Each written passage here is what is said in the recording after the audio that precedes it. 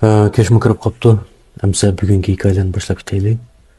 Bugungi birinchi hikoyani dapagan to'rdishimizning shu 99-yillari bo'lgan ishga, shu yezsiga ma'lum bir yezdagi ma'lum bir suvga bir so'jan kelibdi-da. Bu yo'ldosh odamga bu.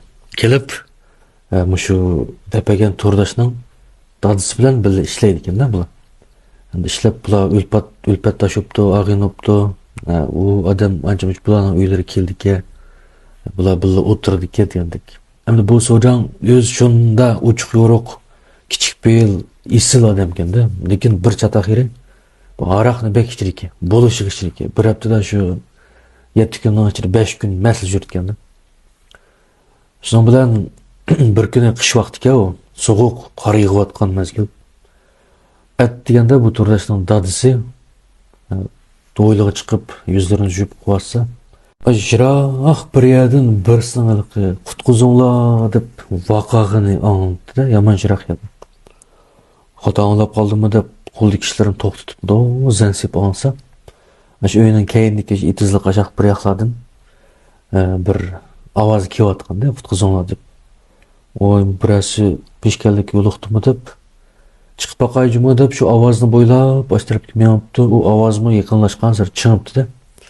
Bu yoq to'g'ri kelib bo'lsa, u yoqda bir odam kimdigan yo'q ekan. Boshning orasida bu so'jan vaqirab yurgan ekan-da. Shun bilan "O, so'jan nima bo'lding" deb yugurib inib beribdi.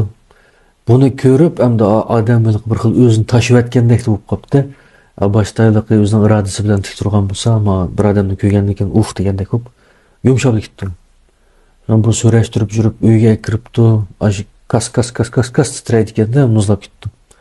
Mashinaniga o'rinsib 3-4 qavat yotqanni yepibdi buni. O'choqlarda ko'mir qolaydigan ish yo'q, o'tin qolaydi ekan. O'tinlarni akirib isitib turibdi. Bu ashi nimadan endi mashinani bir 3 soatdek yetib, anodiki gaqilaliqdek bo'libdi-da. "Voy so'jan, nima bo'lding?" deb so'rasa, birdan choylarni ichib qo'ygandan keyin bu ham barangni boshlab turibdi. Endi bular bir kun burun kechda, kechdida, tunugini uchaylan bir aroq ichibdi bir yerda.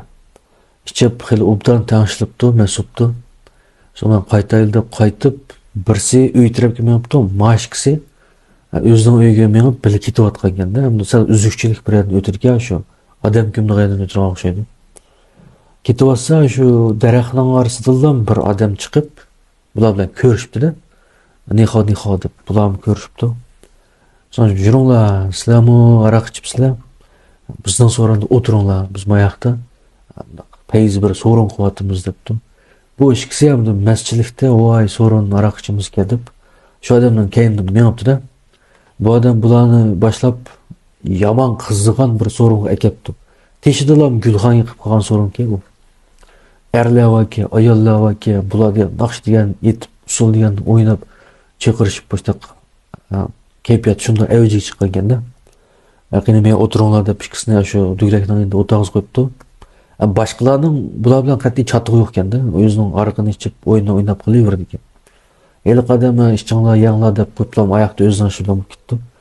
Shuning bilan bular "Voy, bu yomon isil so'rin bo'pti" deb o'choqlarda qish vaqtda unda bir so'rin qilish yomon bir ta'sir ekanda.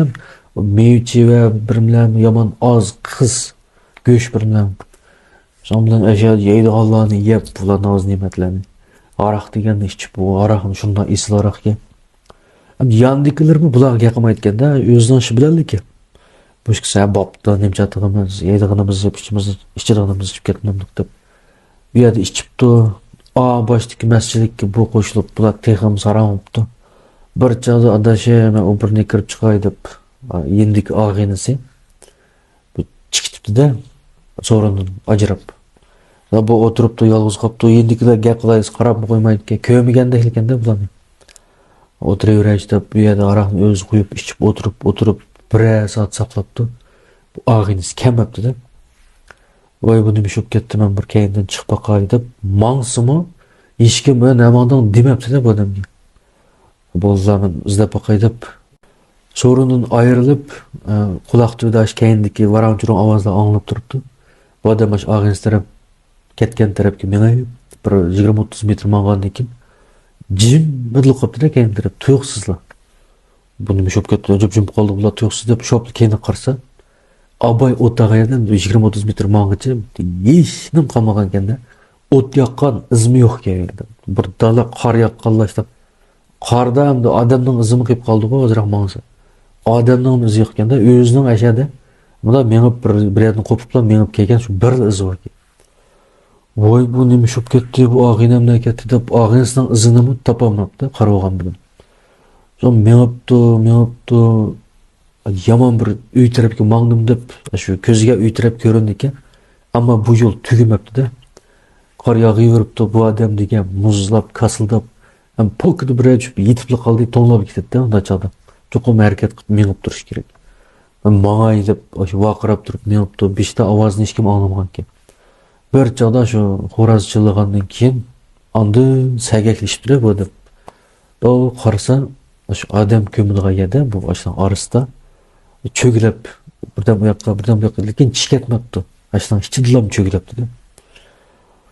Shuning bilan vaqirab odam chaqirib ma to'rdashdan dadisi berib aka o'qan ki mushtaq bo'ldi degandan keyin bu ams o palon chiqini bu nakatdi sen bilan bildigan voy u nakatdiki izlab boqaylik debdi. Sen bu to'rdashdan dadisi chiqib odam ko'mniga yetirib beribdi-da. Berib u yerni topolmabdi.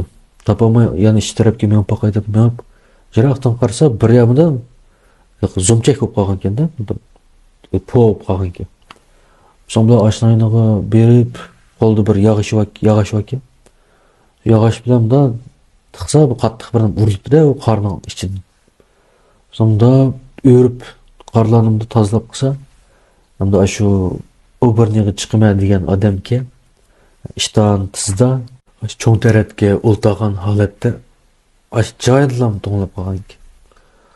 So'ndan soqchilar ma'lum qilib voy mas'ul to'nglab qolibdi deb u odam shunda qaytishibdi. Bu so'jaqmi shu chog'da hamda qalisiq ta'sir qilib ketganmi? Doim boshqalarga aytganda, men kechda mush bir odam kelib, mening eshigimni chekib, menga so'rovga boramiz.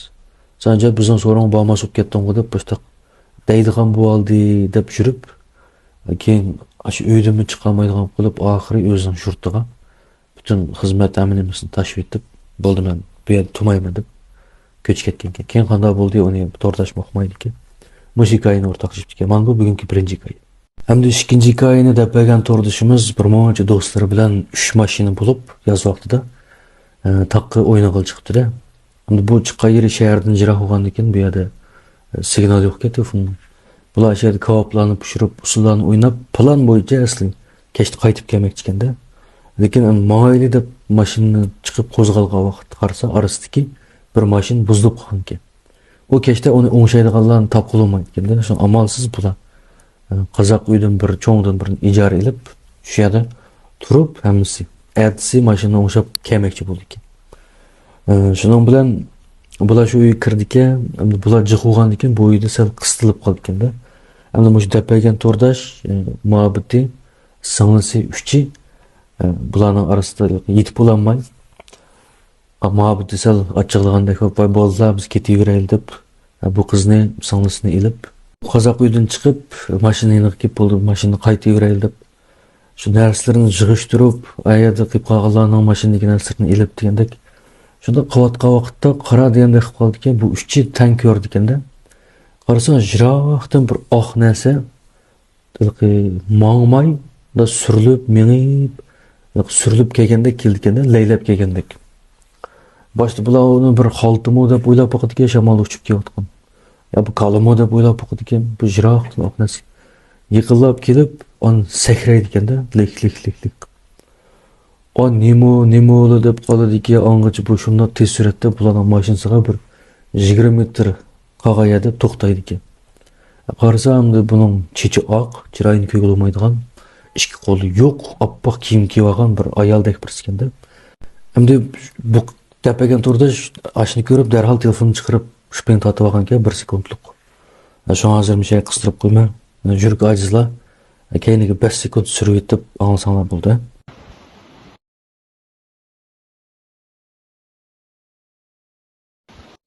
Sizlarni qiziqqanlar ko'rsin deb uzatib qo'ydim, qaturib.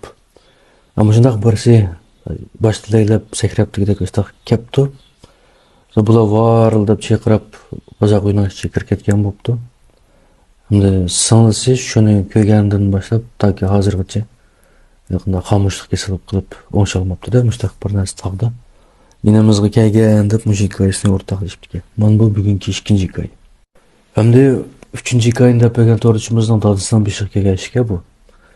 Bularning uyi cho'ng uy bilan ikki ko'cha farqli ekanda. Bu mo'misning uyi bilan. Shumi 97-yillar o'xshaydi. Bu deb bergan to'rdachning dadasining yosh vaqti ekanda, uy ayirib bo'lgan vaqti ekan.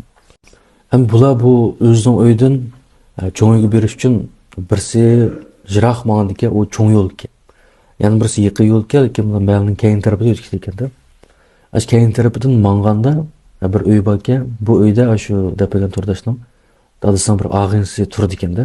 Shu haqiqatan bu to'rdachning dadasi shu ashlarning eshigidan o'tketgandan keyin bu Abduvali degan og'inisi chiqib, keyindan voyt chaqirib, uy kiritib, ayta qo'rqitdi ekanda, chaqchaq qiladi ekan. Shu bilan mush hikoya bo'lgan vaqtda bu ma'lum bir sabab bilan bu dadash tugab ketdi. Shu tugab ketib, ozroq vaqt o'tgandan keyin bir kuni to'rdashning opasi bir tomoqni etib, mani cho'ngga olib bergan bo'lsangiz deb yo'ldoshiga beribdi.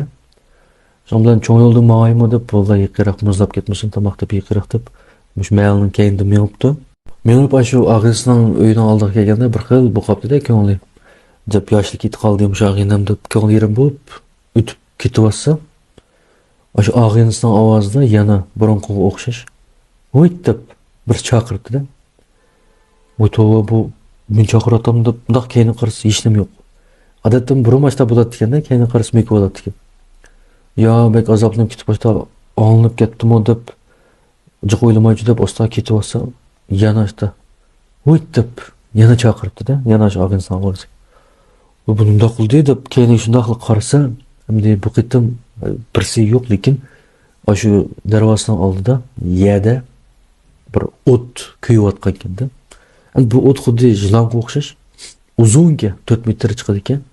Bu yerga tegmagan ekan, ozroq yerdan bir g'irish egiz laylab turgan uzun bir o't ekanda. Bu nima shok ketib borman, nimalarni ko'rib ketib borman deb shunda bir qo'rqqan bo'pti. Ongacha bu rasmiy o't jilonga o'xshashlam. Yasi plop mush odam tarafga qarab kelibdi-da. Voy qacha yil deb tug'il qoldik tomoqning saylari bir yoqda, cho'plari bir yoqda. Qacha qashib keyni qarsa rasmi qo'g'lab kelayotgan. Shuning bilan u qorong'i tushadi deb qolgan vaqtga. Gugum bir vaqtlar bo'ldi-ku, zavol deb qo'yamdi. Shunday vaqtga bu bola hamda bir odamni ko'mabdi-da, tomoq yeyotgan ekan. Udullama shu cho'ng yo'lga yurib chiqdi. Cho'ng yo'lga chiqsa, ashada 3-4 odamlar parang'ishib turgan ekan. Ashlarni ko'rgandan keyin keyiniga qarsam, bu jilonga o'xshaydigan o't.